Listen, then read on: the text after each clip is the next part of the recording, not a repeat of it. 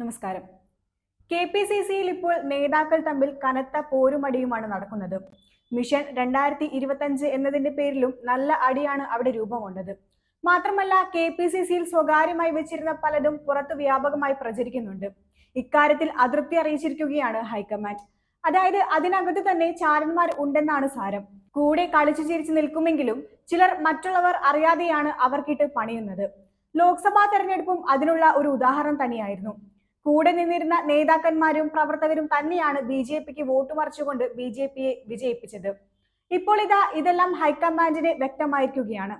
KPCC നേതാക്കൾ തമ്മിലുള്ള തർക്കവുമായി ബന്ധപ്പെട്ട വാർത്തകൾ ചോരുന്നത് ഹൈക്കമാൻഡിന് ഇപ്പോഴാണ് തിരിച്ചറിഞ്ഞത്. പാർട്ടിക്കുള്ളിൽ നടക്കുന്ന ചർച്ചകൾ ചോരുന്നത് കൃത്യമായി അന്വേഷിച്ച് റിപ്പോർട്ട് നൽകാൻ ഹൈക്കമാൻഡ് നിർദ്ദേശിച്ചിരിക്കുകയാണ്. ഇത് സംബന്ധിച്ച് അന്വേഷണ റിപ്പോർട്ട് നൽകണമെന്ന് KPCC അച്ചടക്ക സമിതി അധ്യക്ഷൻ തിരുവഞ്ചൂർ രാധാകൃഷ്ണനും AICC ജനറൽ സെക്രട്ടറി ദീപദാസ് മുൻഷിക്കും കത്ത് നൽകി.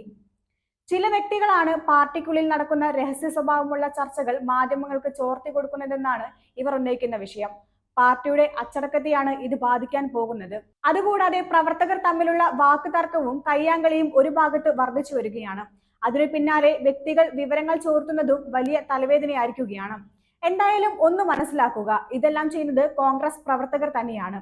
അധികാരത്തിന് വേണ്ടിയോ അല്ലെങ്കിൽ വ്യക്തിവൈരാഗ്യത്തിന്റെ പേരിലോ ആവാം ഇതെല്ലാം ചെയ്തു കൂട്ടുന്നത്. ലോക്സഭാ തെരഞ്ഞെടുപ്പ് അവസാന സമയത്ത് പൊതുജനങ്ങൾക്ക് ഇതെല്ലാം വ്യക്തമായതാണ്. എന്നാൽ ഹൈക്കമാൻഡിന് മനസ്സിലായത് ഇപ്പോഴാണ്. അന്ന് ആ വ്യക്തികൾക്കെതിരെ നടപടി എടുത്തിരുന്നുവെങ്കിൽ ഇപ്പോൾ ഈ അവസ്ഥ ഉണ്ടാകില്ലായിരുന്നു. അല്ലെങ്കിലും ബോധോദയമെല്ലാം പിന്നീടാണല്ലോ ഉണ്ടാകുന്നത്. വയനാട്ടിൽ നടന്ന നേതൃത്വ ക്യാമ്പിന് പിന്നാലെ കോൺഗ്രസിൽ ഉടലെടുത്ത തർക്കങ്ങൾ അതിരൂക്ഷ തലത്തിലേക്ക് എത്തിയിരിക്കുന്നു എന്ന സൂചനയാണ് ഹൈക്കമാൻഡിന്റെ ഇപ്പോഴത്തെ ഇടപെടലിന് കാരണം. പക്ഷെ എന്തൊക്കെ ചെയ്തിട്ടും പ്രതിപക്ഷ നേതാവിന് ഒരു ഗുണവുമില്ല. KPCC പ്രസിഡന്റിനെ മാറ്റണമെന്ന് പ്രതിപക്ഷ നേതാവ് VD സതീശൻ പരാതി നൽകിയിരുന്നു.